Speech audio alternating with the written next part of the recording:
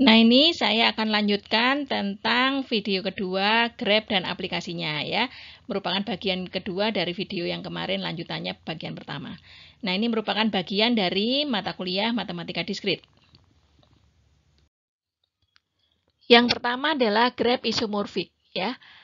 Apa yang dimaksud dengan grab isomorfik? Yaitu dua buah grab yang sama tetapi secara geometri berbeda, maka disebut saling isomorf.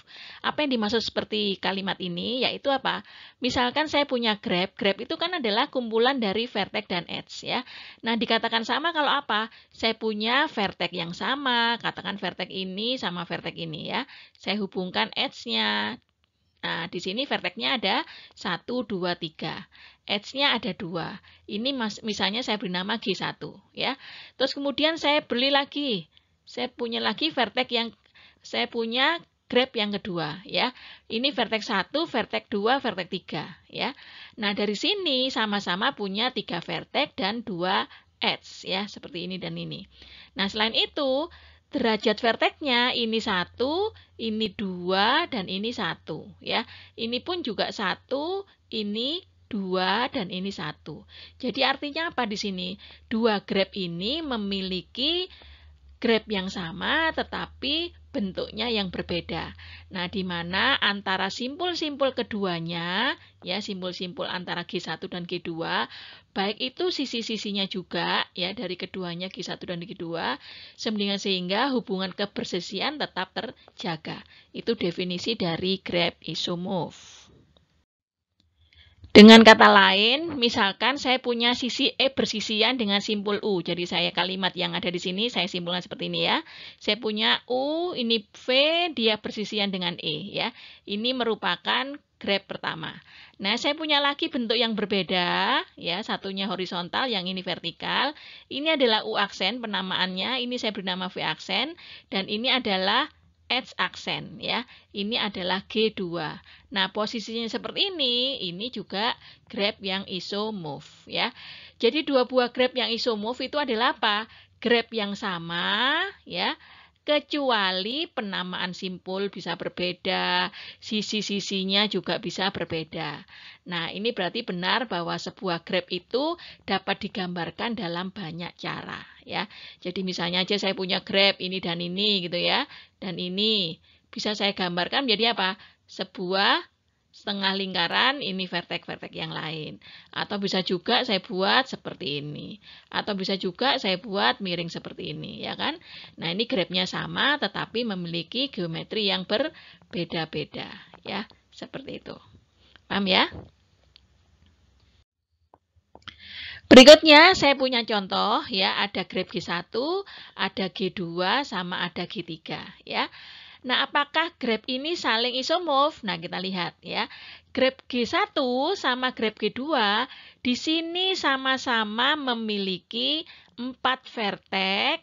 Kemudian saya memiliki 1, 2, 3, 4, 5, 6 edge. Dan derajatnya masing-masing di sini adalah 3. Di sini juga 3. Semua derajatnya adalah 3.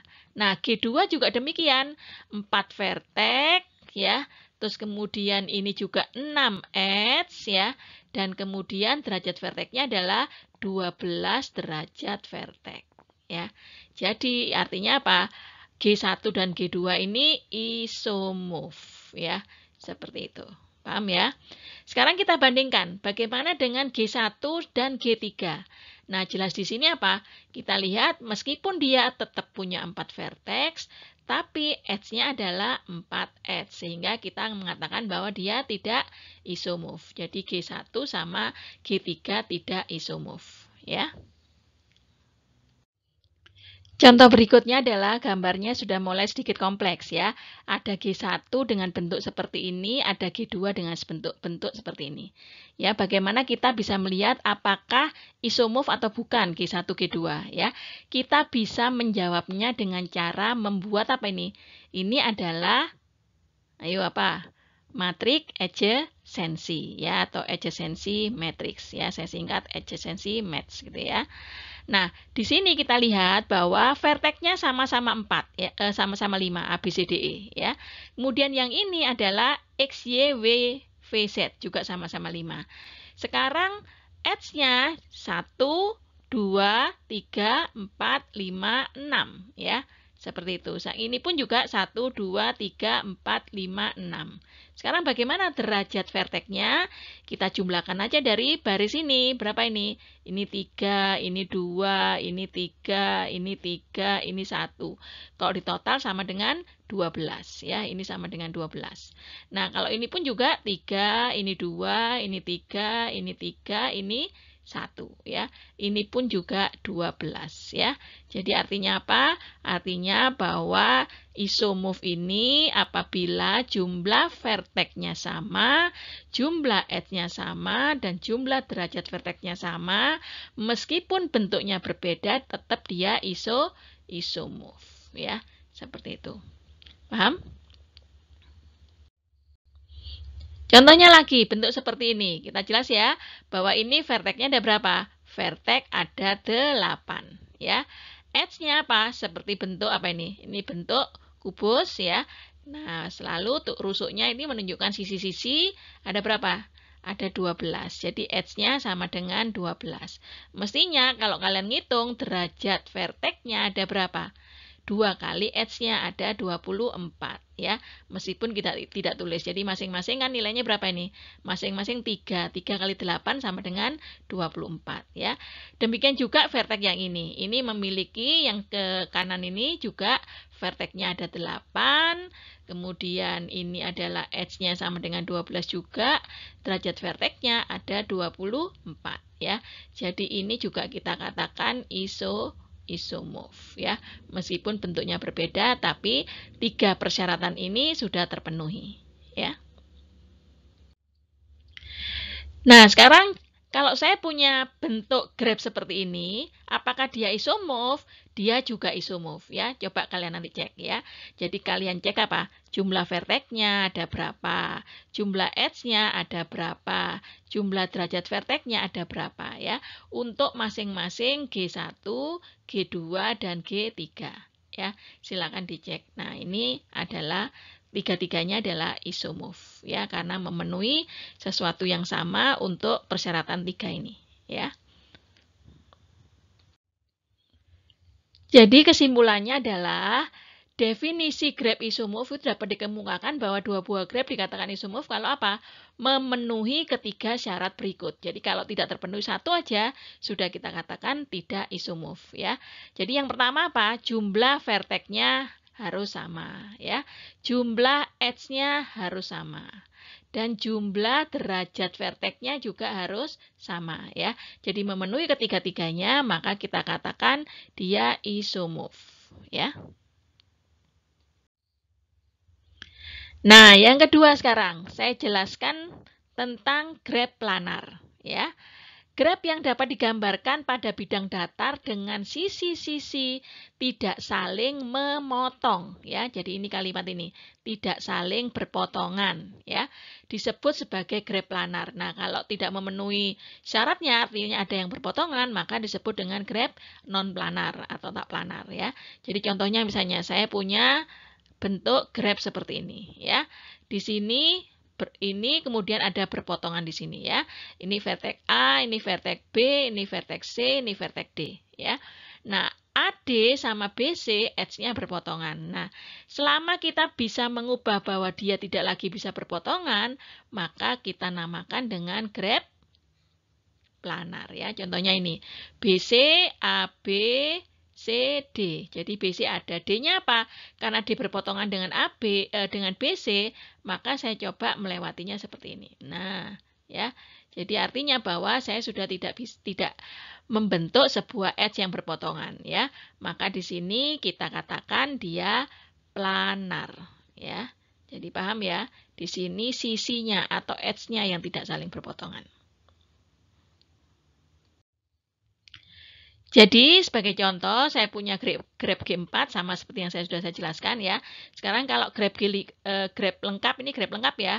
K4 sama K5 apa itu? Ayo masih ingat. Graf lengkap itu. Yaitu setiap sisinya saling berhubungan satu sama lain ya. Nah, grab yang tidak planar seperti ini. Begitu saya pindahkan ya silangnya ini, katakan silangnya ini. Silangnya ini saya pindah ke atas ya, saya pindahkan ke yang atas ini ya. Terus kemudian silangnya yang bawah yang ini kan memotong segitiga ini. Nah, saya pindahkan ke mari ya. Terus yang ini, nah, saya pindahkan ke mari. Nah, tetap di sini ada perpotongan. Jadi kalau tetap ada perpotongan, maka namanya adalah tidak planar. Ya. Contoh yang lain, kalau saya punya grab bipartit, ya. Jadi kalau tadi grab lengkap atau komplit grab itu adalah KN. Kalau ini rumusnya adalah KMN, ya. Dinamakan dengan bipartit. Nah, itu ya, ingat ya. Ingat-ingat pada waktu pertemuan yang pertama kemarin, ya. Video yang pertama sudah saya jelaskan. Bipartit itu adalah KM, N, ya. Nah, di mana M-nya ini menunjukkan jumlah vertex pada sebuah himpunan yang tidak saling berhubungan satu sama lain, sama ada himpunan yang lain yang jumlahnya juga 3 vertex. Ya, jadi ini adalah katakan vertex 1 adalah vertex 2. Jadi graf bipartit kemarin apa? Yaitu derajat-derajat atau titik-titik simpulnya ini membentuk sebuah himpunan yang berbeda di mana setiap himpunannya tidak saling berhubungan ya. Maka ketika semua ini saya sebar H1 H2 gitu ya. Nah, ini sekarang yang silang di sini, saya pindahkan ke bawah ya, saya pindahkan ke bawah. Ya. Nah, terus yang silang di sini saya pindahkan lagi ke sini ya. Jadi silang ini saya pindahkan menjadi ini ya. Kemudian berikutnya lagi apa? Yang silang panjang ini, ya, yang silang panjang ini saya silangkan di sini. Nah, ternyata masih tidak berpotongan. Tapi begitu saya dapatkan yang ini, ya, yang ini, saya tidak bisa kemana-mana, ya tetap di sini. Jadi memotong ini. Nah, inilah di sini ada apa? Ada perpotongan. Karena ada perpotongan, maka graf yang K33 di sini adalah graf yang bukan planar. Ya, paham ya? Berikutnya lagi saya lanjutkan ke region atau muka atau face ya. Ini merupakan atau memiliki syarat grafnya harus planar ya. Nah, apa itu? Yaitu sebuah daerah yang membentuk kondisi tertutup. Nah, seperti graf yang ada di sini ya, kondisi tertutup ini. Nah, sekarang dari semua yang tertutup itu diberi nama region 1, region 2 sampai region N, sedangkan yang di luar pun itu juga beri nama region. Jadi artinya apa? Jumlah-jumlah daerah yang tertutup itu adalah satu region tersendiri, sedangkan di luarnya region tersebut kita beri nama atau region yang tidak berhingga kita sebut sebagai satu region tersendiri ya. Jadi apa artinya? Bahwa di sini kita akan menghitung jumlah wilayah atau region atau phase tadi ya pada graf planar dapat dihitung dengan mudah. Contohnya graf ini. Maka ini apa? Ini R1, wilayah tertutup segitiga ini. Ini R2 ya. Terus kemudian ini R3, yang ini R4, yang ini R5. Nah, di luarnya ini namanya R6. Ya, seperti itu. Jadi, kita menghitung region. Nah, sekarang ada rumus bahwa kalau saya punya jumlah N itu sama dengan jumlah vertex, ya, dikurangi dengan jumlah sisi atau jumlah edge, ditambah dengan jumlah wilayah atau phase atau regionnya, itu totalnya akan sama dengan 2. Ya, ketika grafnya itu adalah planar. Mari kita buktikan ya. Dari graf ini kita tahu apa? Kita tahu bahwa edge-nya jumlahnya 11 ya. 1, 2, 3, 4, 5, 6, 7, 8, 9, 10, 11 ya. Sedangkan edge-nya 11, kemudian jumlah vertex-nya ada 7. 1, 2, 3, 4, 5, 6, 7 ya. Nah, pertanyaannya, apakah benar phase-nya ada 6? Ya, kenapa kok di luar ini juga disebut dengan phase atau region ya? Maka sekarang rumusnya apa? Dari rumus ini saya bisa menentukan bahwa apa? Phase sama dengan 2 N pindah ke kanan jadi min N, E minus pindah ke ruas kanan jadi plus E ya. Saya pakai rumus yang lain. Maka di sini 2 dikurangi N-nya sama dengan 7 ditambah H-nya 11. Jadi min 5 tambah 11 sama dengan 6 ya. Jadi kenapa kok region yang di luar ini adalah dihitung sebagai region ya, di luarnya wilayah. Paham ya? Itu rumus dari region. Berikutnya kita kembali ke graf lengkap untuk mengingatkan lagi ya. Sebuah graf disebut lengkap jika setiap dua vertex selalu ada satu edge dan dinotasikan dengan KN ya. Jadi setiap dua vertex ada satu edge. Kemudian pada gambar di bawah ini adalah graf lengkap. Nah, ini meskipun kan kita tadi punya graf bahwa apa? Graf itu minimal satu edge ya. Jadi ini pun meskipun tidak merupakan setiap dua vertex, tapi apa ini? Ini adalah graf lengkap juga. Saya tuliskan sebagai K1 ya. Nah, ini dua vertex ada satu edge ya. Nah, ini namanya K2. Nah, ini juga ada dua vertex ini ada satu edge, vertex 2 ini ada satu edge, vertex yang ini sama ini ada satu edge ya. Ini adalah K3. Ini pun juga masing-masing ada satu edge untuk setiap dua vertexnya. Ini K4. Jadi artinya apa? Artinya bahwa graf lengkap itu menunjukkan posisi setiap dua simpul memiliki satu garis ya, seperti itu. Dilambangkan dengan KN. Nah, sekarang kita masuk ke lintasan dan sirkuit Euler ya. Nah, ada kalimat di sini Euler ya. Nah, nanti kalian cara menghafalnya adalah lintasan Euler adalah lintasan yang melalui masing-masing sisi. Sisi ini juga disebut dengan edge di dalam graf tepat satu kali saja. Ya, jadi kalau kalian menghafal nanti ada lintasan Euler, ya, terus edge-nya tepat satu kali, ya, seperti itu. Nah, sedangkan yang sirkuit Euler ini sama saja dengan lintasan tadi, tapi sirkuit itu melewati masing-masing sisi tepat satu kali. Dan apa itu sirkuit? Sirkuit itu adalah titik awal dan titik akhirnya sama, ya. Itu sirkuit. Kalau lintasan tidak, ya. Maka di sini singkatannya adalah selain les tadi juga ada sirkuit edge-nya satu kali, ya. Sirkuit Euler adalah edge-nya satu kali. Nanti berbedanya di sini karena ada yang lain yaitu Hamilton, ya. Paham ya? Nah, itu sekarang. Nah, apabila graf itu mempunyai sirkuit Euler, dinamakan dengan graf Euler, ya. Nah, sedangkan kalau memiliki lintasan Euler, namanya semi Euler, ya, seperti itu. Jadi kalau saya punya graf Euler, itu artinya sirkuit Euler, ya. Saya punya semi Euler, itu berarti lintasan Euler, ya, seperti itu. Nah, artinya apa di sini kok namanya semi? Karena setiap sirkuit Euler pasti dia di dalamnya juga ada lintasan Euler. Ya, tapi yang punya lintasan Euler belum tentu sirkuit karena tidak dimulai atau diawali dengan tidak diawali atau diakhiri dengan vertex yang sama. Jadi sifatnya seperti itu tadi. Ya. Ingat ya, jadi sisinya tepat satu kali.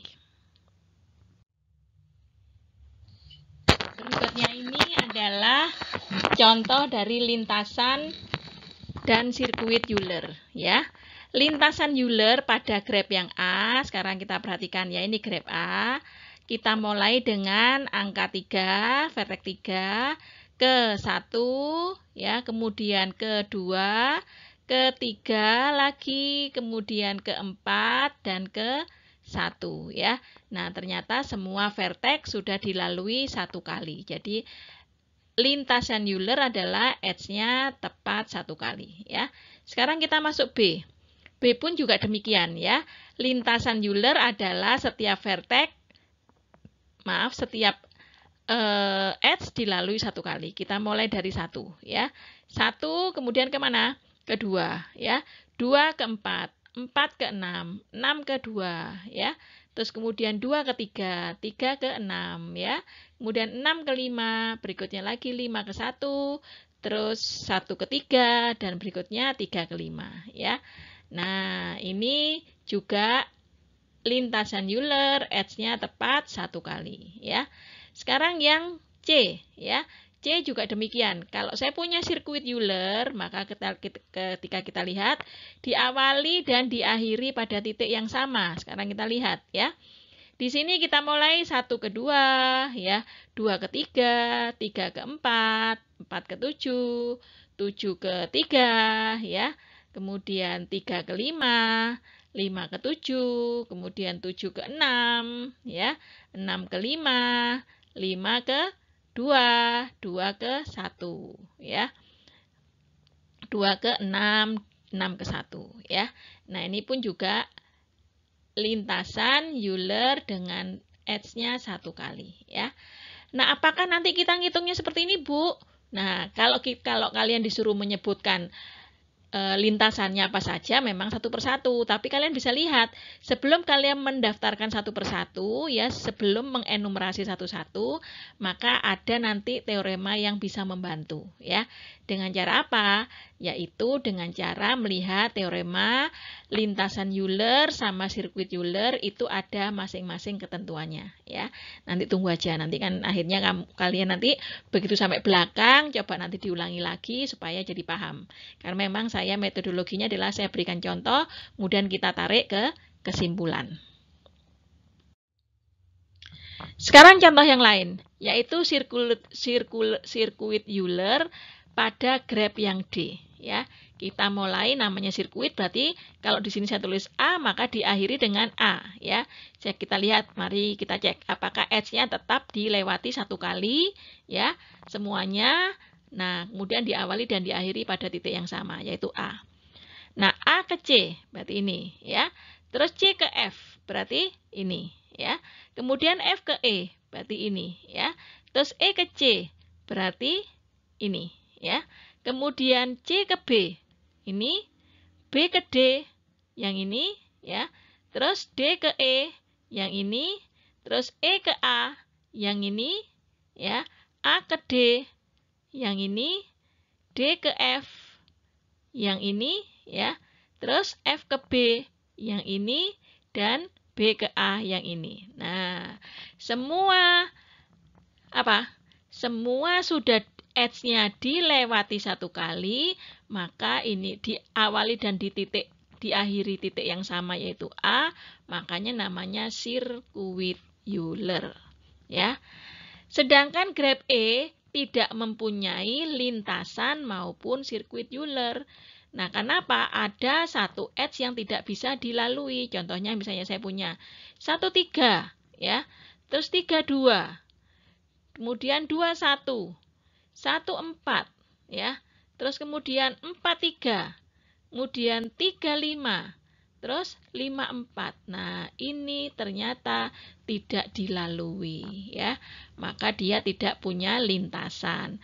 Nah, demikian karena satu lintasannya tidak terpenuhi, maka sirkuit apalagi, ya, karena harus diawali dan diakhiri dengan yang sama, ya. Berarti ini tidak punya lintasan dan sirkuit Euler. Berarti unleashed, ya. Unleashed dan unseized, ya, seperti itu. Sekarang graf F. Graf F itu tidak mempunyai sirkuit Euler, tapi dia mempunyai lintasan Euler. Mari kita coba, ya. A ke D, kemudian D ke B, B ke A ke C. Jadi kita mulai A tadi, ya. Nah, kemudian C ke D, D ke E ke B. Nah, kalau kembali ke A, ini harus melalui 2 kali kan, B ke A, maka tidak mungkin. Jadi ini adalah apa? Ini adalah leashed, ya, tapi unseized, ya, unseized. Paham ya? Seperti itu. Ini adalah contoh-contoh graf yang berkaitan dengan lintasan dan sirkuit Euler. Contoh yang lain, ya, kalian nanti bisa cek, ya, dicek sendiri. Bahwa A dan B ini ada graf semi Euler. Apa ini artinya semi Euler? Yaitu memiliki lintasan Euler, ya. Nah, ini langsung menggunakan istilah. Nah, sedangkan C dan D di sini disebut dengan grab Euler. Ya, berarti apa? Ini memenuhi syarat sirkuit Euler.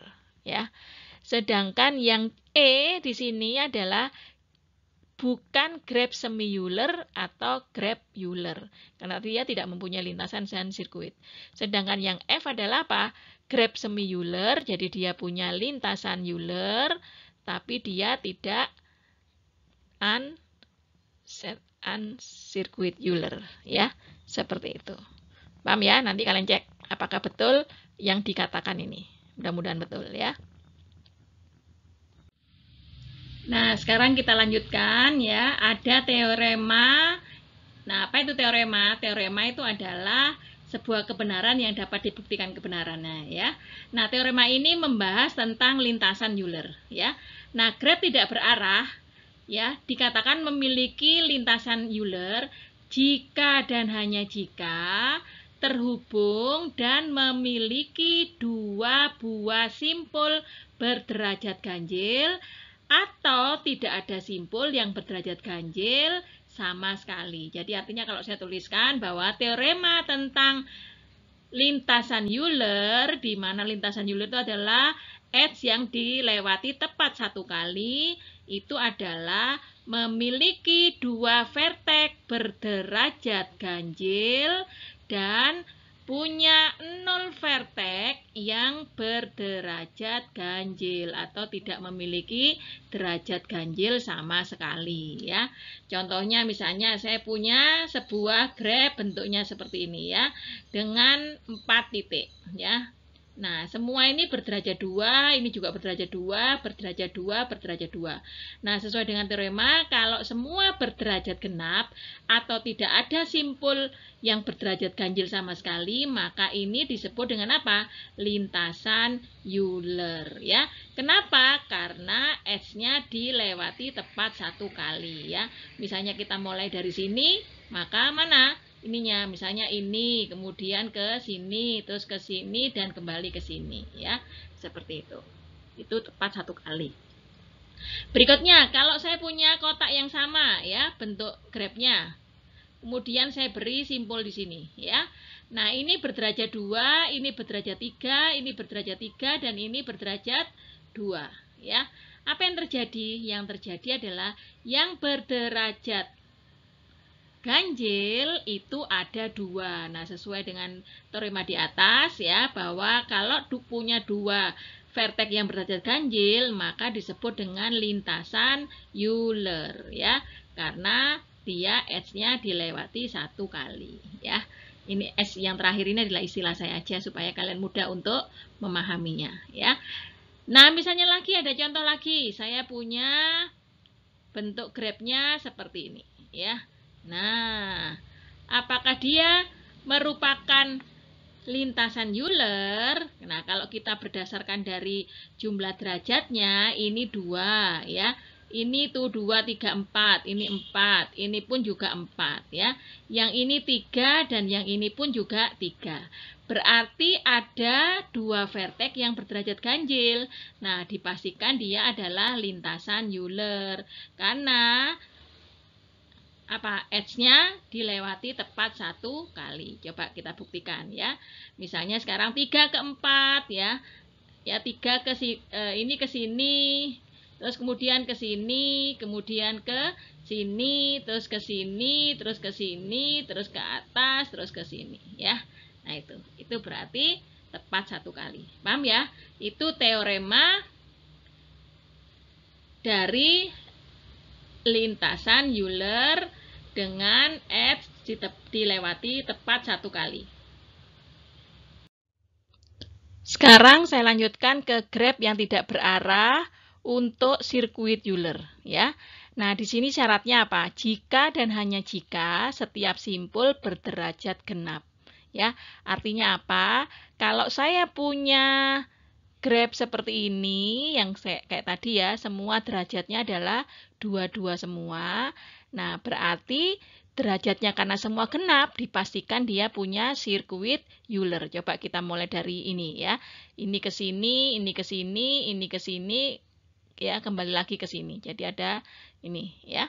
Nah, ternyata bisa kembali ke titik awal gitu ya. Nah, dipastikan kalau si punya sirkuit Euler, maka dia juga pasti punya apa? Punya lintasan Euler ya. Tapi tidak sebaliknya ya. Ini tidak berlaku sebaliknya. Jadi lintasan Euler kalau dimiliki tidak selalu memiliki sirkuit Euler. Paham ya? Jadi apa? Karena dia itu selalu derajatnya genap. Kalau ini tadi adalah ganjilnya ada apa? Ada 2, terus atau bahkan bisa sama sekali tidak punya ganjil. Ini lihat aja. Ternyata sama sekali tidak punya ganjil, semua genap ya. Paham ya? Berikutnya kita masuk ke lintasan dan sirkuit Hamilton ya. Jadi saya anggap tadi kalian Euler sudah paham ya. Sekarang kita masuk ke Hamilton. Nah, apa yang dimaksud dengan lintasan Hamilton sama sirkuit Hamilton? Itu adalah lintasan yang melalui tiap simpul atau tiap vertex di dalam graf tepat 1 kali. Jadi perhatikan ya, kalau Euler adalah tiap edge 1 kali, kalau ini tiap vertex 1 kali. Jadi kalau saya tulis bahwa apa? Dia di sini lintasan Hamilton itu vertexnya yang 1 kali, ya. Nah, sedangkan yang sirkuit itu sama ya, sirkuit Hamilton yaitu melalui tiap vertex juga tepat 1 kali ya. Kecuali pada apa? Titik awal dan titik akhir ya. Nah, itu boleh dilalui 2 kali gitu ya. Nah, jadi kalau tadi itu les dan ses ya. List dan sis, kalau ini ada LHVS sama SHVS ya.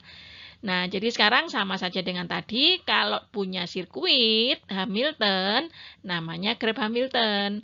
Kalau dia hanya punya lintasan Hamilton, namanya semi Hamilton. Ya, paham ya? Seperti itu. Jadi kalau kalian paham Euler, maka juga paham dengan Hamilton. Nah, berikut ini adalah graf yang memiliki lintasan Hamilton, seperti kasus graf pada A ya.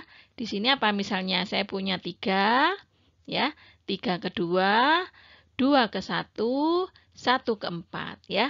Nah, ini tidak dilalui, tidak apa-apa ya. Yang penting adalah vertexnya itu harus dilalui tepat 1 kali ya. Paham ya?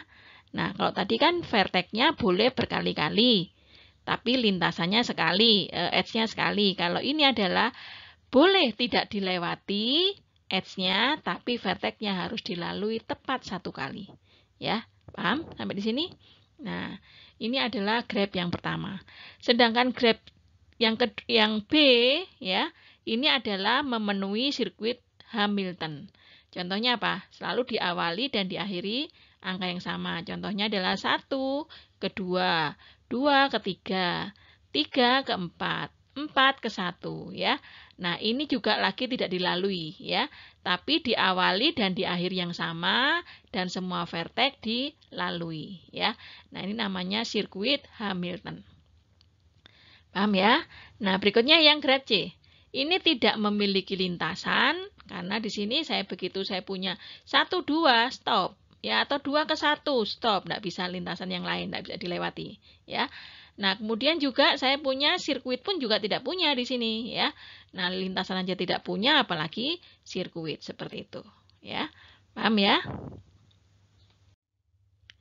Nah, jadi sekarang lintasan dan sirkuit baik itu Hamilton maupun Euler bisa mengandung sirkuit Euler dan sirkuit Hamilton sekaligus, bisa mengandung sirkuit Euler tetapi tidak mengandung Hamilton, bisa mengandung Euler dan lintasan Hamilton, bisa seperti ini ya. Jadi nanti tinggal kalian cek satu-satu ya, dan sebagainya. Jadi artinya bahwa tidak ada ketentuan kalau Euler harus sirkuit, harus Hamilton atau Hamilton selalu ada Euler, tidak seperti itu ya. Kalian butuh aja pengecekan yang tadi ya, jumlah derajat genap dan ganjilnya. Paham ya? Sedangkan untuk yang Hamilton itu adalah yang tepat satu kali verteknya. Berikutnya saya berikan contoh tentang lintasan dan sirkuit baik untuk Hamilton maupun Euler ya. Sekarang saya punya graf A sama graf B di sini ya. Graf A itu mengandung sirkuit Hamilton ya. Graf B pun juga memiliki sirkuit Hamilton. Mari kita buktikan untuk yang A ya. Yaitu sirkuit Hamilton selalu melewati vertek tepat satu kali. Ini gampang sekali. Tinggal kalian mulai dari 5 terus kemudian ke 1, kemudian 4, 6, 3, 2, 5. Tanpa melewati semua lintasan, cukup yang verteknya tepat satu kali. Nah, terus yang B, yaitu apa? Yang sirkuit Hamilton verteknya juga tepat satu kali, apa saja? Ya, mulai dari 5, 1, 4, 3, 2, 5. Ya, nah itu diawali dan diakhiri titik yang sama. Itu untuk sirkuit, ya. Sekarang bagaimana untuk ngecek sirkuit Euler-nya? Ya, kasus yang A ini sirkuit Euler-nya. Kalian boleh langsung menggambarkan atau boleh menggunakan teorema. Ya, coba kalau saya gambarkan. Maka di sini saya bisa mulai dari, katakan saya mulai dari titik 1 ya. Saya mulai dari titik 1. Saya teruskan gambar gini, kemudian saya punya gambar gini, terus saya punya gambar ini, berikutnya lagi katakan di atas, terus ke sini, terus ke atapnya, terus ke bawah, ya, terus kemudian ke bawah lagi, terus sini, ya. Nah ini berarti saya punya sirkuit Euler kembali ke titik semula, ya seperti itu. Paham? Nah sedangkan yang kedua sama saja. Kalau saya gambarkan juga apa? Saya punya mulai dari 4 ya. Ini lintasan ya, dari dimulai tapi tidak diakhiri ya. Jadi kalau saya mulai dari titik 4, ini permulaannya. Saya punya 4, kemudian kedua, 2 ke 1 ya. Terus kemudian 1 ke 4 lagi ya. 1 ke 4 lagi, kemudian 4 ke 3, 3 ke 2, terus 2 ke 5, 5 ke 1, nah terus kemudian diakhiri ke 3. Jadi tidak dimulai dari titik 4 lagi dan diakhiri titik 4 lagi ya. Nah seperti itu. Ini kalau kalian menggunakan gambar bahwa terbukti ya untuk melihatnya. Cuma kan kita harus memeriksa apakah benar yang kalian lalui adalah satu persatu. Lebih baik nanti juga disebutkan urut-urutannya ya. Sekarang kalau kita menggunakan teorema, tadi yang dimaksud dengan sirkuit Euler kalau apa? Kalau semua verteknya adalah genap ya. Verteknya adalah derajat verteknya adalah genap, itu sirkuit Euler. Coba kita lihat di sini, ini 5 ya. Vertek 5 derajatnya 2, vertek 1 4, vertek 2 juga 4, vertek 4 itu adalah juga 4, vertek 3 juga 4, sedangkan vertek 6 ada 2. Jadi semuanya genap. Jadi pasti dia punya sirkuit Euler ya. Nah, sekarang yang graf B ya. Yang graf B itu apakah punya lintasan Euler? Kalau tadi apa? Lintasan Euler itu memiliki derajat semua verteknya, ganjilnya ada 2 sama atau tidak ada sama sekali. Sekarang kita lihat. Di sini 2, di sini 4 ya, di sini 4, di sini 3. Nah, di sini 3. Nah, ternyata yang berderajat ganjil ada 2. Jadi punya lintasan Euler. Yang ini tadi genap punya sirkuit Euler. Ya, paham sampai sini? Bahasan berikutnya adalah tidak lagi ke lintasan dan sirkuit Euler ya ataupun Hamilton, tapi sekarang kita akan membahas tentang lintasan terpendek atau shortest path ya, shortest paths. Nah, ini ya. Nah, terdapat beberapa jenis persoalan lintasan terpendek itu, antara lain bisa apa? Lintasan terpendek antara dua buah simpul tertentu saja, bisa juga lintasan terpendek antara semua pasangan simpul, atau bisa juga lintasan terpendek dari simpul tertentu ke semua simpul, ya. Atau bisa juga lintasan terpendek antara dua buah simpul yang melalui beberapa simpul tertentu, ya. Jadi, yang mana yang kita bahas untuk dalam kuliah ini yaitu yang ketiga. dari satu simpul tertentu atau saya beri nama start, kemudian sampai menuju ke simpul yang lainnya sebagai jarak jarak finalnya ya. Seperti itu. Itu kita mulai nanti dari persoalan yang ketiga ini ya. Nah, berikutnya adalah dari uraian persoalan tadi. Nah, kita tahu terpendek atau tidak terpendek itu dari mana? Dari grafnya yang berbobot. Jadi setiap simpul nanti akan memiliki garis yang memiliki bobot-bobot yang bernilai positif. Jadi misalnya sekarang, saya punya simpul ini sama simpul ini sama simpul ini gitu ya. Itu sama simpul ini gitu ya. Bukan simpul, ini saya punya edge ini. Katakan ini 2, ini 3, ini 4 ya. Ketika saya punya startnya di sini, ya saya punya start di sini, katakan ini adalah A, saya menuju ini B, ini C. Saya menuju A ke C ya. Saya harus melalui mana saja? Kalau saya melalui A, kemudian ke B dan ke C, ya, jadi awal dan kemudian diakhiri dengan titik tujuan, maka di sini bobotnya 5 ya, atau jaraknya 5 ya. Terus sedangkan saya punya A, bisa juga langsung ke C. Bobotnya berapa? Bobotnya 4. Nah, dari 5 sama 4 ini jarak yang terpendek mana? Yang terpendek adalah 4 ya. Jadi kalau katakan ini bobot itu menunjukkan jarak, ya kita sebutnya jarak. Kalau ini menunjukkan bobot atau ongkos atau lain-lain ya tergantung pada kebutuhan kita.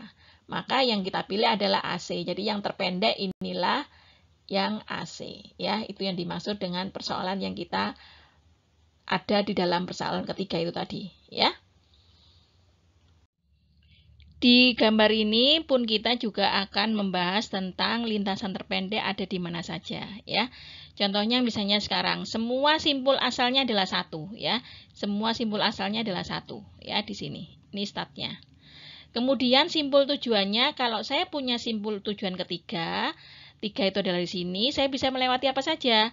Ada ke 1, 3 ya. Bobotnya 10 ya, jaraknya 10 kalau seandainya di jarak. Terus kemudian berikutnya adalah kalau lewati 1, kemudian kedua, kemudian ke 3 ya. Bobotnya berapa? 1 kedua 50, 50 ditambah ketiga 15, 65 ya. Sama-sama tujuannya ketiga, itu ternyata ada yang 10, ada yang 65. Ada lagi enggak yang lain misalnya? Oh, ada lagi, ya dihitung lagi gitu ya. Kalau enggak ada lagi ya sudah dipilih yang paling kecil. Yang paling kecil adalah 10. Sehingga di sini kita punya lintasan terpendek 1 ke 3 adalah 10. Sekarang kalau simpul tujuannya adalah 4. Sekarang kita lihat 1, 4, 4 di mana? 4 ada di sini ya. Maka di sini kita lihat kalau saya punya langsung 1 ke 4, ini bobotnya adalah 40 ya. Tapi kalau saya melalui ke 1 gitu ya. Terus kemudian ke 3 ya. Terus kemudian ke 5, apa yang terjadi?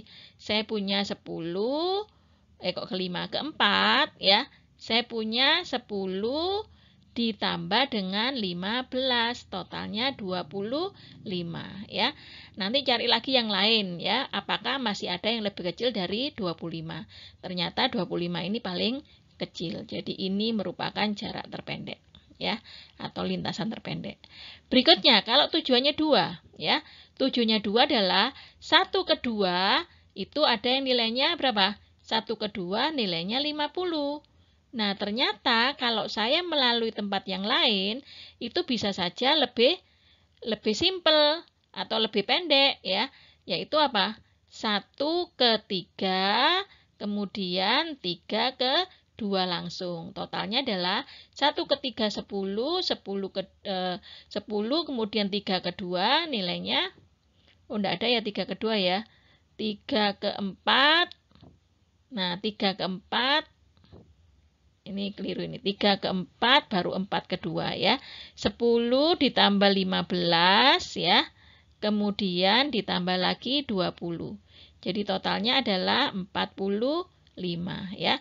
Nah, ini perhatikan tanda panah di sini sebenarnya keseluruhan ini adalah panah ya. Ini keseluruhan ini panah ke sini. gitu ya. Ini pun juga keseluruhan ke sini adalah panah ke sini. Kebetulan panahnya kita taruh di sini ya. Seperti itu. Jadi mana yang terpendek? Satunya 50, kalau tujuannya 2, satunya 45 ya. Jadi kita pilih 45 ini. Paham? Nah, berikutnya adalah kalau tujuannya mulai dari 1 menuju ke 5. 5 ada di sini ya. Ini 5. Maka langsung apa? Ada 1 ke 2, 2 ke 5. Nilainya ternyata 50 ditambah 10 sama dengan 60. Ternyata ada langsung 1 menuju 5. Nilainya adalah 45. Cari lagi yang lain. Apakah masih ada yang minimum? Maka ternyata di sini yang minimum adalah 45. Ya, seperti itu. Paham ya? Sekarang kita 1 menuju 6. Nah, ternyata 6 itu tidak pernah ada yang menuju 6. 6 itu hanya bisa masuk ya, atau 6 itu bisa keluar ke 4 gitu ya. Nah, seperti ini. Jadi ini bahwa tidak ada lintasan terpendek menuju simpul tujuan 6 ya. Jadi jaraknya otomatis 0. Paham ya sampai di sini? Berikutnya saya masuk ke beberapa aplikasi Grab ya. Di sini kalau saya membahas aplikasi Grab yang pertama adalah tentang shortest path ya. Itu sudah saya jelaskan. Syaratnya apa? Kalian harus memiliki Grab yang berbobot. Itu yang pertama. Yang kedua adalah yang dimaksud dengan lintasan terpendek adalah lintasan yang memiliki total bobot minimum ya. Contoh aplikasinya apa? Sebagai aplikasi Grab yang pertama adalah bisa menentukan jarak terpendek. Bisa menentukan waktu tempuh tersingkat. Bisa juga menentukan ongkos termurah ya antara dua buah kota. Jadi itu semua dilihat dari total bobot minimumnya. Nah, bisa juga menentukan waktu tersingkat pengiriman pesan atau message antara dua buah terminal pada jaringan komputer ya.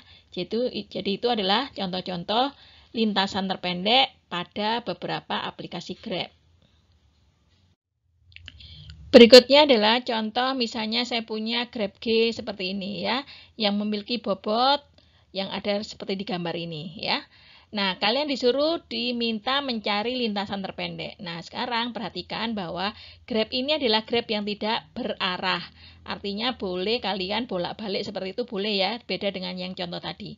Sekarang kalian diminta untuk mencari lintasan terpendek dari A menuju ke D ya.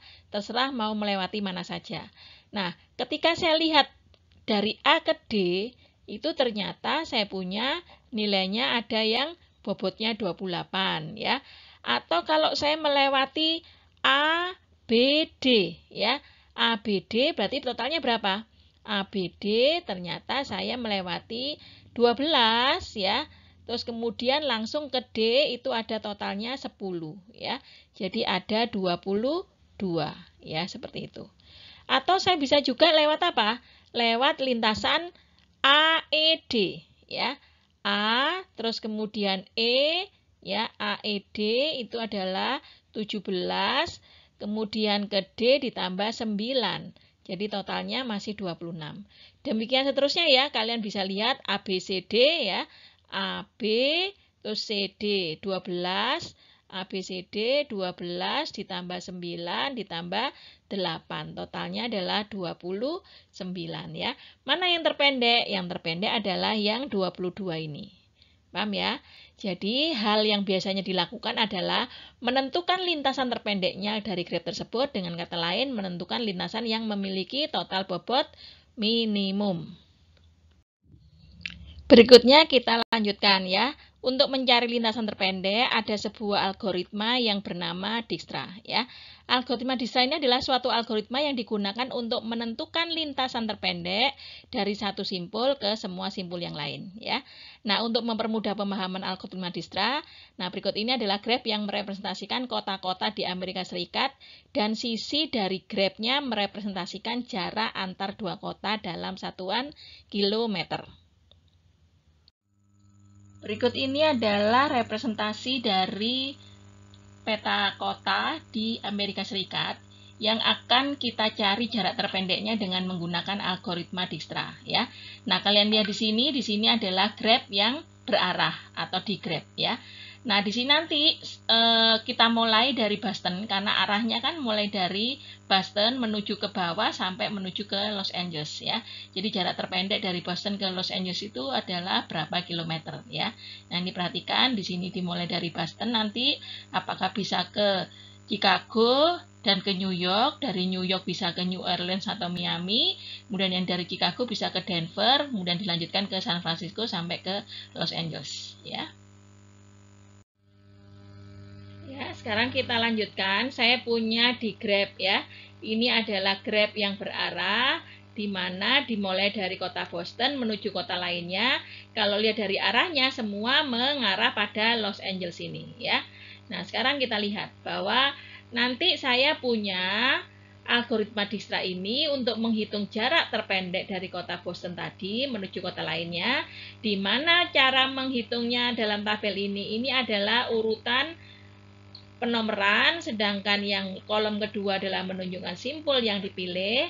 Ini lintasan yang dilewati, sedangkan S ini adalah menunjukkan startnya ya, mulai dari vertex 1 sampai vertex 8 gitu ya. Sedangkan ini adalah distance-nya. Distance-nya adalah juga mulai dari 1 sampai 8 ya. Ada tanda tak hingga, itu artinya infinite ya. Infinite artinya apa? Artinya tak terhubung ya, tak terhubung. Nah, sedangkan nilai 0 adalah apa artinya? Artinya bahwa dia sebagai startnya ya. Nah, kemudian dari hasil ini nanti angka-angka yang ada di sini menunjukkan satuan kilometer, yaitu grab yang berbobot ini tadi ya. Maka apabila saya punya inisialisasi ya, perhatikan ini adalah dimulai di vertex 5, nilainya adalah 0. Maka ini seharusnya adalah masih infinite. Jadi belum ada simpul yang terpilih gitu ya. Seperti itu. Jadi sekarang kita masuk ke langkah ke-1 ya. Ini adalah dimulai dari simpul 5. Simpul 5, maka ini nilainya adalah 0. Jadi nanti ini semua nilainya 0 ya. Karena kita semua mulai dari Boston menghitungnya ya, seperti itu. Nah, sudah masuk kalau angka 5, maka 5 bisa kemana? Bisa ke 4 sama bisa ke 6 ya. Nilainya 1500 di sini di vertex keempat, sedangkan nilainya bisa 250 ke vertex 6 ya. Jadi sekarang kalau saya tuliskan, saya punya berapa? Saya punya 54, nilainya 1500, dan saya punya 56, nilainya ke 250 ya, seperti itu. Nah, sekarang seandainya kita pilih lagi simpul yang ke-6 terpilih, berarti dimulai dari New York ini ya. Nah, dia ada mengarah ke Chicago. Jadi sekarang saya punya ya, punya arah di sini 56 ke 4 ya. Jaraknya 1000. Jadi totalnya berapa? 1250, dijumlahkan 1000 dengan 250 ya. Terus jarak yang lain saya punya apa? Jarak yang lain saya punya 56. Dari mana? Dari 56 ini menuju ke 7 ya. Menuju ke 7 nilainya berapa? 900. Totalnya 250 tambah 900 adalah 1150 ya. Nah, sekarang berikutnya 56 itu juga bisa 568. Berapa nilainya? Ditambah 1400 ini ya, ditambah 1400 jadinya 1650 ya, karena semula adalah 250. Paham ya? Nah, sekarang perhatikan. Di sini sama-sama ada 54, di sini adalah dari simpul 5 menuju ke 4. Nilainya 1250, berarti ini gugur menjadi jarak terpendek ya. Maka di sini saya sudah punya nilai 1250 ya. Terus ini 1150 untuk 7, untuk 8 1650 ya, seperti itu. Paham ya? Nah, sekarang saya lanjutkan. Dari 564 ini ternyata bisa turun lagi menjadi apa? Menjadi 5, 6, 4, terus ke kota Denver ya. Ke Denver ini nilainya adalah berapa? 1.200. Maka kalau saya tambahkan 1.200 ini tambah 1.250 menjadi berapa? 2.450 ya. Nah, saya punya 564 ketiga ini adalah 2.450 ya. Nah, sedangkan kalau saya punya 567, 57 adalah mulai dari sini, Miami ya. Tadi sudah punya nilai 1.150 ya. Nah, dari 1.550 ini menuju ke 8, saya tulis ya. Dari sini 5, 6, 7, 8, nilainya adalah 1.000. Jadi ada berapa? Ada 2.250 ya. Nah, sekarang perhatikan 5, 6, 7, 8 di sini ada 5 ke 8. Nilainya 1.650. Berarti nilai 2.250 ini gugur ya. Ini gugur, yang terpilih adalah 1.650 ya. Nah, kalau sudah gugur tidak usah diteruskan lagi. Sekarang saya punya apa? Saya punya 568 ini menuju kemana? 568 ini ternyata bisa menuju 5, 6, 8, 1 ya. Nilainya sudah menuju Los Angeles ya. Nilainya berapa? 1.700. Jadi kalau saya jumlahkan jadinya berapa? 1.650 tambah 1.700 adalah 3.350 ya, seperti itu. Paham ya? Nah, sekarang saya lanjutkan lagi. Tadi ini sudah gugur, tidak usah diteruskan. Ini masih belum gugur ya. Saya punya lagi 5643. 5643 ini sudah sampai ke Denver ya. Saya lanjutkan menuju kota San Francisco. Jadi saya punya 5, 6, 4, 3, 2, 1. Berapa ke kota Francisco? 800 ya.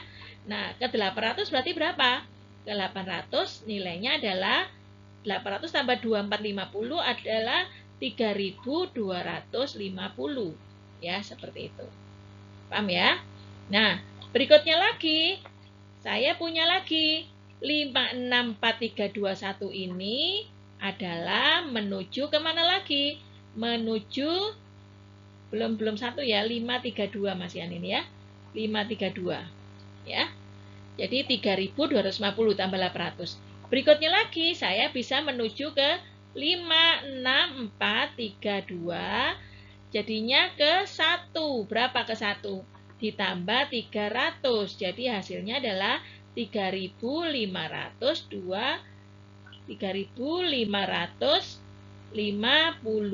ya. 3.550. Yang terakhir adalah saya punya 564321, 5 menuju 1. Saya punya juga 561 ini. Ternyata terakhir adalah 3.350. Berarti ini juga gugur. Ya. Nah, ini gugur. Paham ya? Nah, jadi sekarang kita lihat jaraknya mana yang terpilih? Ya 3.350. Jadi makanya 3.350. Jadi dari 568 tadi itu ya, dari 2.450 ditambah 800 tadi menjadi 3.350 tetap terus ya, seperti itu. Nah, akhirnya kalian bisa menuliskan ini menjadi yang ini tetap 250 yang tadi tidak gugur ya, terus ya. Yang ini 3250 kan belum gugur ya, ada gitu ya. Nah, 1250-nya kan juga terus ini ya, belum gugur jadi ada ya. Yang gugur sudah tidak usah ditulis lagi ya. Ini 250, ini 1510 gitu ya. Nah, ada seterusnya.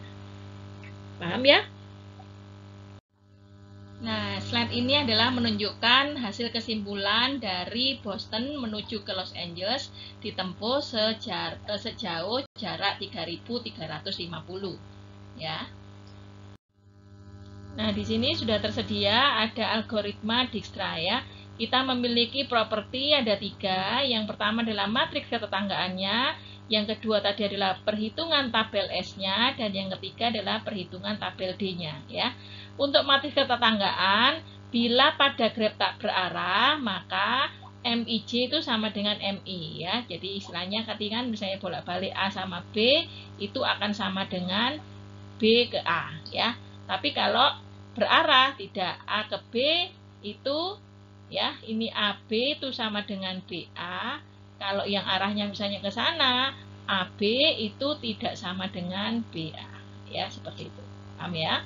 Nah, sekarang kalau nilai MIJ-nya adalah sama dengan bobot sisi IJ, sedangkan MII itu adalah nilainya 0. Kalau dia tidak ada simpul, ya tidak ada sisi dari simpul I ke simpul J, maka nilainya infinite tadi. Ya. Nah, untuk tabel S, maka apa? Ketika ada simpul I termasuk ke dalam lintasan terpendek, maka dia dihitung nilainya ya. Tapi jika simpul I itu termasuk ke dalam lintasan yang tidak termasuk lintasan yang terpendek, maka dia gugur atau 0 ya. Nah, sedangkan tabel D itu adalah perhitungan untuk menghitung panjang lintasan dari simpul awal S ke simpul I yang tadi ya. Inilah algoritma Dijkstra. Ya. Sekarang kita masuk ke contoh yang B. Tadi kan contoh yang A adalah menghitung jarak terpendek dengan algoritma Dijkstra ya. Sekarang saya menghitung persoalan perjalanan dari seorang pedagang ya. Namanya disebut dengan algoritma traveling salesperson problem ya, atau lebih dikenal dengan TSP ya. Nah, di sini nanti diberikan sejumlah kota ya dan jarak antar kota ya. Tentukan sirkuit terpendek. Nah, apa itu sirkuit? Nah, sirkuit adalah dimulai sama diakhiri dengan kota yang sama ya, yang harus dilalui oleh seorang pedagang bila pedagang itu berangkat dari sebuah kota asal dan menyinggahi setiap kota tepat satu kali dan kembali lagi ke kota asal keberangkatan. Jadi artinya apa ini? Kalau setiap kota itu kan sama aja dengan mewakili vertex. Kita menghitung sirkuit, berarti sirkuit ya tepat satu kali. Berarti sirkuit apa ini? Sirkuit Hamilton ya, seperti itu. Jadi sirkuit Hamilton itu vertex-nya dilalui tepat satu kali. Jadi TSP itu ingat ya, menentukannya dengan menggunakan sirkuit Hamilton yang memiliki bobot minimum, karena kita mau menyelesaikan berapa jarak terpendek yang dilalui oleh seorang sales ini ya. Itu merupakan contoh aplikasi yang kedua dari Grab. Nah, slide berikut ini adalah menunjukkan aplikasi dari algoritma TSP ya, Traveling Salesperson Problem ya, yaitu Pak Pos mengambil surat di kotak-kotak pos yang tersebar pada N buah lokasi di berbagai sudut kota. Jadi artinya apa? Artinya bahwa kotak pos ini sebagai vertex yang dilalui tepat satu kali ya. Demikian juga dengan lengan robot ya. Lengan robot yang mengencangkan N buah mur. Nah, mur-mur ini juga nanti dianggap sebagai vertex yang tepat dilakukan pengencangan tepat satu kali ya. Demikian juga dengan produksi N komoditi ya. Nah, komoditi yang berbeda-beda inilah yang disebut dengan vertex yang nanti dilalui dengan tepat satu kali ya. Ini contoh aplikasi TSP. Berikut ini saya berikan contoh yang berhubungan dengan TSP pada Grab ya. Yang pertama adalah saya punya bentuk Grab yang ada di gambar ini ya. Nah, sekarang supaya saya bisa mendapatkan ada berapa sih sirkuit Hamilton di dalam Grab lengkap yang saya miliki ini, maka setiap perhitungan jumlah sirkuit di dalam Grab lengkap KN gitu ya, simpulnya itu adalah sebanyak ini. Jadi kalau kalian menghitung ada berapa sih sirkuit yang dihasilkan, maka apabila saya punya simpulnya 4 dikurangi 1 difaktorialkan dibagi 2. Hasilnya adalah 3 faktorial dibagi 2, hasilnya 3 kali 2 kali 1, jadi dibagi 2 hasilnya 3. Jadi saya akan bisa menghasilkan dengan vertex sama dengan 4 ya. Kalau N-nya sama dengan 4, maka sirkuitnya ada 3 ya. Kita buktikan apakah benar ada sirkuit Hamilton 3 kali. Nah, di sini dari vertex ini kalau saya punya sirkuit yang pertama ya, hasilnya adalah apa? Saya punya A, B, C, D ya. Dari A, B, C, D ini kembali ke A ya. Jadi A, kemudian ke B, ke C, ke D, kembali lagi ke A. Maka posisinya adalah saya punya 12 ditambah 8 ditambah 15 kembali lagi ke 10. Itu sirkuitnya ya. Hasilnya berapa? Ditambahkan semua ini. Ini 20 tambah 25 jadi 45. Ya, ini jawabannya. Sedangkan untuk ACDBA ya, A ke C, jadi saya punya A ke C ya. Terus kemudian C ke D, kemudian D ke B, kemudian B kembali ke A ya. Ini pun juga sirkuit Hamilton ya. AB, di sini C, di sini D ya. Jaraknya ini 5, kemudian jaraknya ini 15, jaraknya ini 9, yang ini 12, maka kita dijumlah 20, 30, 41 ya, seperti ini. Ini 41. Nah, sedangkan yang ketiga adalah bentuknya apa? Bentuknya seperti ini. Jadi saya punya AC ya, C ke B, kemudian B ke D, D ke A ya, D ke A. Maka di sini saya punya A, B, C, D ya. A ke C nilainya 5 ya. Kemudian C ke B 8, B ke D 9, yang ini 10. Kalau di total adalah 15 ditambah 9 24 ditambah 8, ini punya jarak 32. Jadi sekarang mana yang paling minimum? Yang paling minimum adalah 32 ini. Maka 32 inilah yang kita pilih. Jadi yang saya sudah jelaskan tadi ya, yang kita pilih jarak terpendek adalah yang sirkuit ketiga ya, yang jaraknya 32 ya, dengan model seperti ini yang sudah saya jelaskan. Jadi kesimpulannya apa? Jika saya punya simpulnya itu sebanyak 20 vertex, maka akan terdapat berapa sirkuit? Hamilton akan terdapat 19 faktorial, jadi 20 dikurangi 1, difaktorialkan, dibagi 2 ya. Hasilnya 19 faktorial dibagi 2 itu sama dengan sekitar 6 kali 10 pangkat 16 penyelesaian ya, seperti itu. Ya, nanti coba kalian buat kalau n-nya sekarang misalnya ganti 5 gitu ya. Berikutnya adalah tentang aplikasi dari grab yang ketiga, yaitu mencari persoalan atau menyelesaikan persoalan tukang pos Cina atau Chinese Postman Problem ya. Ini dikemukakan oleh pertama kali oleh Megan, berasal dari Cina pada tahun 1962 ya. Masalahnya adalah seorang tukang pos akan mengantar surat ke alamat-alamat sepanjang jalan di suatu daerah. Pertanyaannya adalah bagaimana ia merencanakan rute perjalanannya supaya ia melewati setiap jalan tepat 1 kali dan kembali lagi ke tempat awal keberangkatan.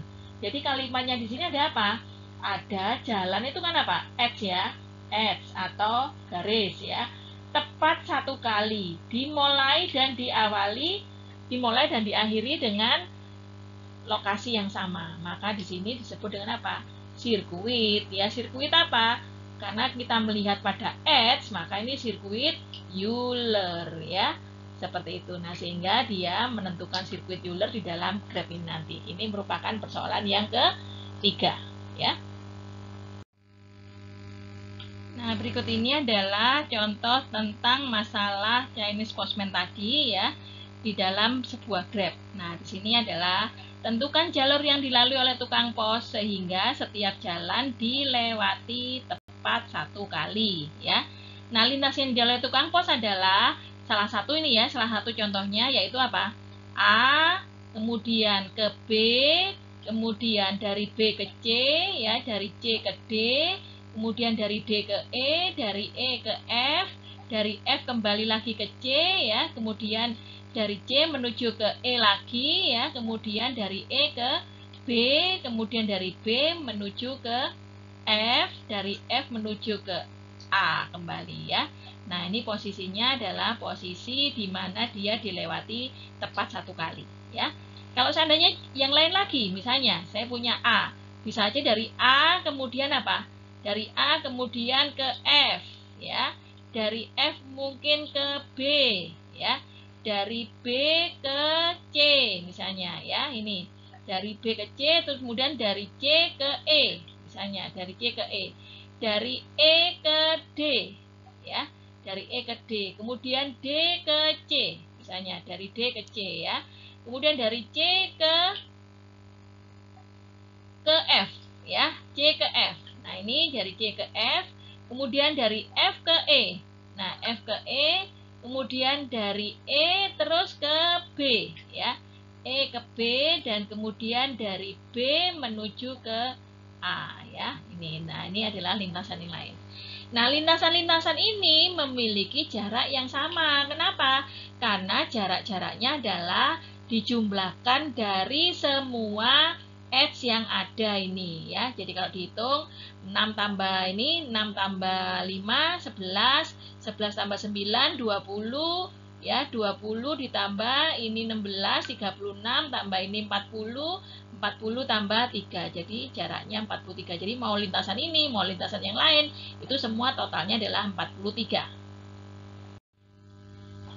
Aplikasi yang berikutnya adalah keempat, pewarnaan graph, ya, atau coloring graph, ya, coloring graph. Nah, ini adalah sebuah aplikasi khusus, ya, yaitu sebuah pewarna dari GraphG adalah sebuah pemetaan warna-warna ke simpul-simpul dari G sembingan hingga simpul relasinya mempunyai warna yang berbeda.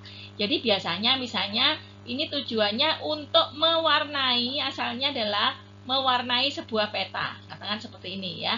Ini peta misalnya. Nah, ini adalah katakan misalnya daerah X, ini daerah ini daerah ini daerah ini, dan ini, dan seterusnya gitu, ya.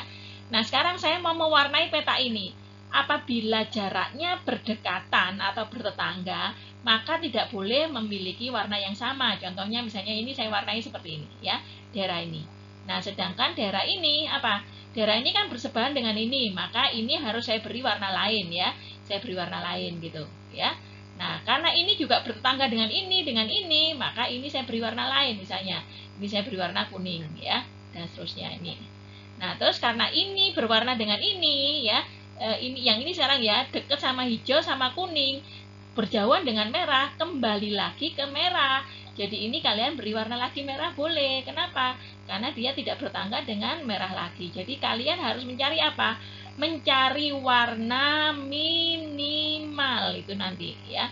Mencari warna minimal. Nah, sekarang kita kembali lagi ke sini.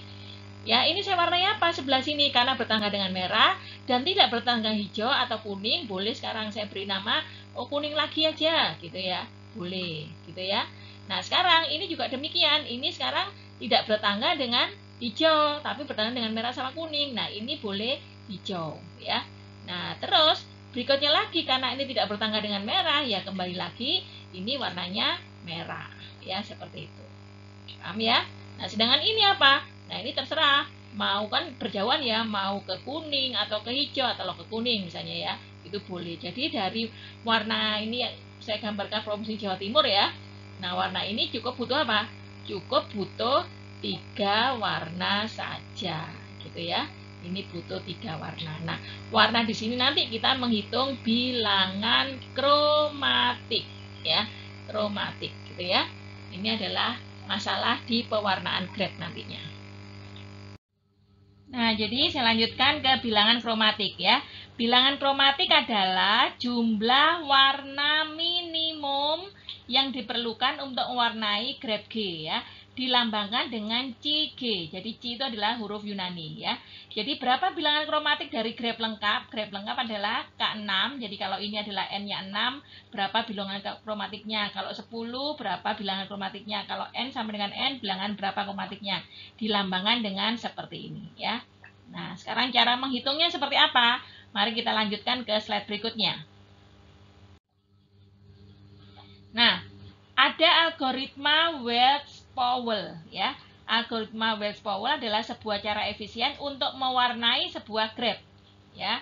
Nah, algoritma Wells-Powell ini pertama kali adalah urutkan simpul-simpul G dalam derajat vertex yang menurun. Nah, urutan ini mungkin tidak unik, jadi artinya mungkin urutannya bisa ada yang kembar, karena beberapa simpul mempunyai derajat yang sama, ya. Sedangkan algoritma yang kedua adalah gunakan satu warna untuk mewarnai simpul pertama. Kalau tadi saya contohnya adalah saya warnai merah, ya. Dan untuk mewarnai dalam urutan yang berurut setiap simpul dari daftar yang tidak berelasi dengan simpul sebelumnya. Jadi kalau dia berdekatan tidak boleh warnanya sama, ya. Yang ketiga adalah mulai lagi dengan daftar paling tinggi dan ulangi proses pewarnaan simpul yang tidak berwarna sebelumnya dengan menggunakan warna lain, yaitu warna yang kedua.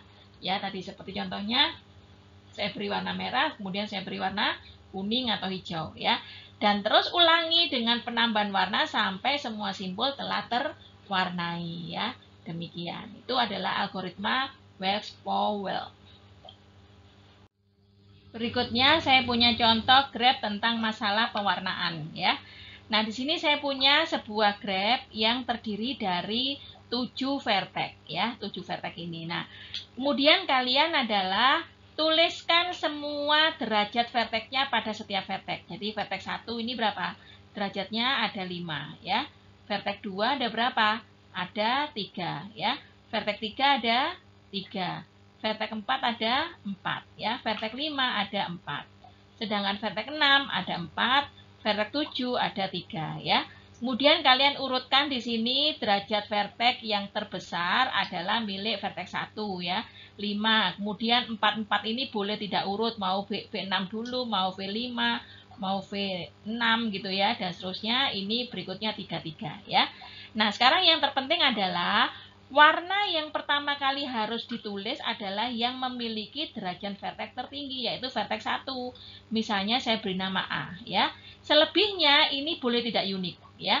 Tapi artinya apa? Artinya kalian nanti harus memiliki jumlah warna minimal harus 4. Boleh vertex-vertex yang mana yang diwarnai bebas, asalkan hanya punya 4 warna ya minimalnya. Maka sekarang kita hitung.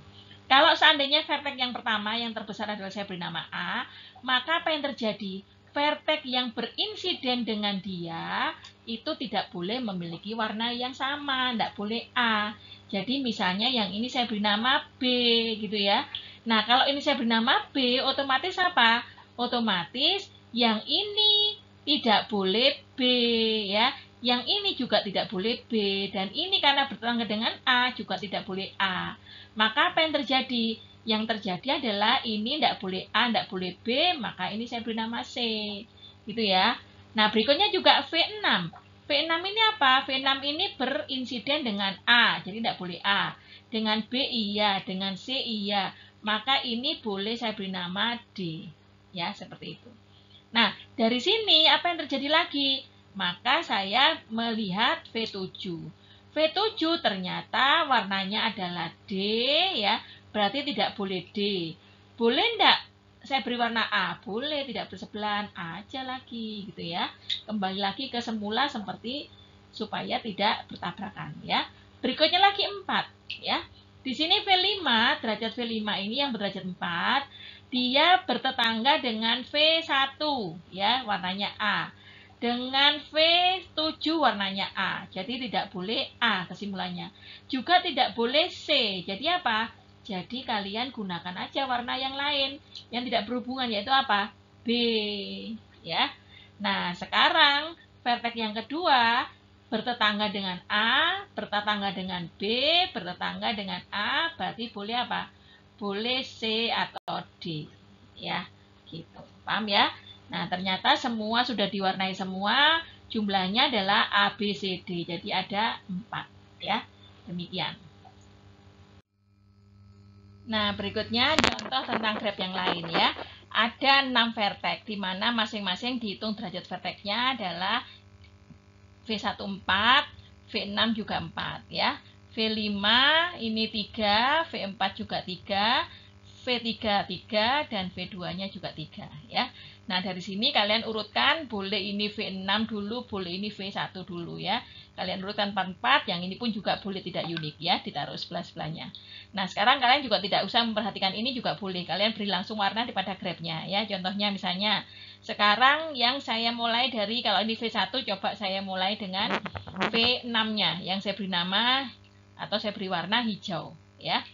Nah, kemudian karena dia hijau di sini ya, dia berhubungan dengan apa? Berhubungan dengan V5, berhubungan dengan V4, berhubungan dengan V3, berhubungan dengan V2. Maka di sini kalau seandainya V5 dulu yang saya isi, maka V5 ini tidak boleh hijau. Misalnya saya beri nama V5 adalah biru ya, seperti itu. Nah, Berikutnya lagi, ke V4. V4 ini adalah apa? V4 ini tidak berdekatan dengan V5, maka ini boleh diberi warna biru, ya, seperti itu. Nah, sekarang V3 ini dia tidak boleh warna hijau dan tidak boleh warna biru, karena ini coba ya, ini kan ada garis ke sini ya. Nah, ini sama-sama tidak boleh, dia ada garis di sini, artinya dia berdekatan, maka dia harus warna lain. Misalnya saya beri nama ini warna ungu, ya, warna ungu. Nah, setelah saya punya biru-biru di sini, nah ini juga gitu, kan tidak boleh warnanya kan ini ya, ini 2 sama 4 ini berdekatan karena ada apa namanya edge-nya, maka dia boleh diberi warna ungu, ya. Seperti tidak boleh hijau, tidak boleh biru, ya, gitu. Nah, berikutnya lagi sekarang V1. V1 tinggal apa? V1 di sini ternyata berhubungan dengan ungu sama biru. Ya, tidak boleh ungu, tidak boleh biru. Jadi apa? Kembali ke hijau seperti itu. Jadi sekarang warnanya hanya hijau, biru, dan ungu, ya. Maka di sini kesimpulannya apa? Kesimpulannya hanya ada 3 warna minimal, ya, seperti itu. Kalau V6 itu diberi warna A, B, C, D, E, F, ya itu berarti tidak minimal semua ya. Jadi ini tujuannya untuk meminimalisasi jumlah warna. Contoh berikutnya adalah tentang graf seperti ini ya. Ada V1 sampai V6, vertex-vertexnya yang mewakili sebuah daerah. Maka di sini kalian seperti biasa menghitung jumlah derajat vertexnya ya. Ini 3, kemudian ini 3, ternyata semuanya ada 3 ya. Nah, kalau ada 3 semua tetap boleh, tidak unik. Jadi kalian tidak boleh, tidak selalu harus memberi warna pertama kali pada V1. Katakan saya beri nama V3 ini, saya beri nama lagi hijau, gitu ya, hijau. Nah, maka apa? Maka V1 sama V5 tidak boleh hijau. Warnanya apa misalnya? Warnanya adalah biru. Ya, saya beri nama biru di sini. Nah, ini saya beri nama biru, ya. Nah, karena di sini sudah biru, apa yang terjadi? Yang terjadi berikutnya tetangganya ini tidak berhubungan dengan hijau. Nah, ini kemudian tapi berhubungan dengan biru, berarti boleh diberi nama hijau. Jangan diberi warna kuning. Kenapa? Karena nanti bisa jadi tidak minimal, ya. Jadi kalau ini tidak berhubungan, kembali lagi aja ke warna semula, ya. Nah, ini hijau, ini biru. Nah, V4-nya apa? V4-nya jangan dikasih hijau. Boleh enggak biru? Boleh, karena dia tidak berhubungan dengan V1. Demikian juga dengan V6. V6 itu adalah sebelah kirinya biru, sebelah kanannya biru. Berarti tidak boleh diberi nama biru. Jadi harus warna lain, dan warna lainnya adalah kembali lagi ke warna semula. Jadi dengan adanya vertex jumlahnya 6 ini cukup hijau dan biru saja jumlah warna kromatisnya, ya. Jadi ada berapa? Ada 2. Gitu ya. Paham ya? Berikutnya adalah contoh graf yang lain ya. Saya punya graf ada 6 vertex. Maka di sini saya punya derajat vertex untuk V1 ada berapa? Ada 4 ya. 2, 3, 4. V3-nya ada 2 ya. Terus V2-nya ada 3. V4-nya ada 2 ya. V6-nya ada 3. Terus kemudian V5-nya ada 4 ya. Maka langkah selanjutnya adalah diurutkan berdasarkan mana yang terbesar. Yang terbesar adalah V5 sama V1. Jadi kalau seandainya saya beri nama V5 itu adalah ungu, gitu ya, ungu, maka di sini posisinya V6 sama V3 sama V4 tidak boleh ungu ya. Jadi V6 itu apa? V6 itu adalah misalnya warnanya biru ya, biru. Nah, berarti V3 sama V6 kan tidak berhubungan, ini juga biru. Ya, seperti itu. Nah, sedangkan V2-nya juga tidak berhubungan dengan V6 sama V3, maka ini pun juga biru. Nah, seperti itu caranya ya. Nah, sekarang saya lanjutkan. Setelah itu saya punya apa? Saya lanjutkan lagi aja. Kalau seandainya saya punya V1 itu kan warnanya apa? warnanya ungu, ya. Warnanya ungu, tapi dia itu berdekatan juga dengan biru. Jadi tidak boleh ungu, tidak boleh biru untuk V1. Jadi misalnya saya beri nama hijau, ya. V ini saya beri nama hijau. Jadi apa yang terjadi sekarang? Saya sudah punya 3 kromatis ya, tapi belum semua warna, semua daerah diwarnai ya. Sekarang masuk ke V2. V2 itu berhubungan dengan V1, jadi tidak boleh hijau ya. Terus dia juga berhubungan dengan V4 sama V6 yang tidak boleh biru. Jadinya apa? Jadinya aja warna ungu kembali ya. Jadi jangan cari warna lain selama kita tidak tabrakan sama warna yang sudah ada ya, tetap ditulis warna itu. Jadi ini ungu ya. Nah, sekarang ternyata sudah terpenuhi semua. Jadi saya punya 6 vertex menghasilkan 3 bilangan kromatis, yaitu ungu ya, kemudian hijau dan biru ya. Nah, ini menghasilkan 3 kromatis ya. Sekarang saya lanjutkan ya. Ini contoh yang terakhir dari graf untuk diwarnai gambarnya ya. Maka kita hitung semuanya vertexnya ya. Yang ini ada 4, di sini ada 5 ya, di sini ada 2. Kemudian yang F ada 4.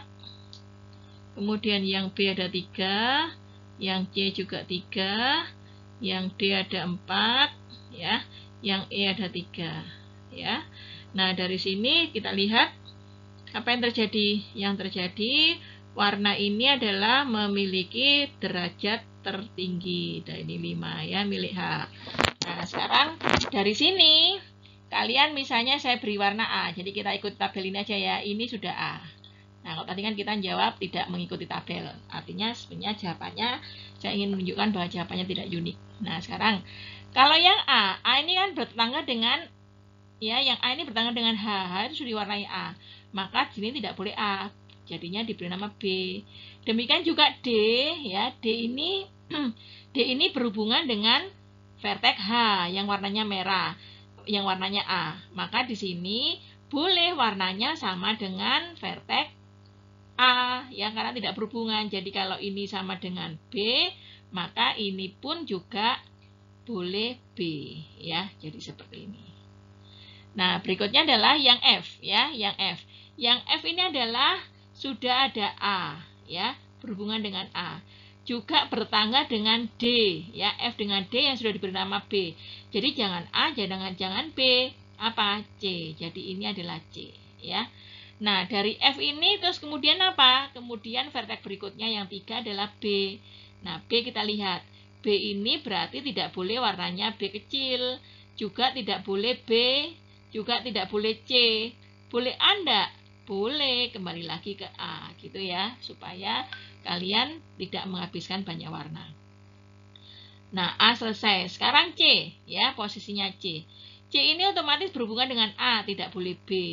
Berhubungan dengan H, berarti tidak boleh A. Berhubungan dengan G, belum diberi warna. Jadi boleh, tidak boleh A, tidak boleh B, boleh C ya. Jadi seperti ini. Ya. Berikutnya yang E. E itu berapa? E itu adalah tidak boleh B karena bertangga dengan D, tidak boleh B lagi bertangga dengan A, tidak boleh lagi A. Jadi tidak boleh A, tidak boleh B. Apa warnanya? Warnanya adalah C ya, seperti ini. Nah, yang terakhir adalah G. G ini adalah bertangga dengan C, tidak boleh C. Bertangga dengan F, tidak boleh C. Nah, ternyata hanya bertangga 2 saja, jadi boleh. Selain C, boleh A atau B. Ya, jadi misalnya A seperti di sini. Ya. Nah, jadi bilangan kromatisnya hanya A, B, C. Ya. Kalau hanya A, B, C, berarti kromatisnya ada 3. Ya. Demikian. Berarti dengan setelah saya jelaskan ini, slide berikutnya adalah penutup. Nah, dengan penutup ini saya ucapkan terima kasih.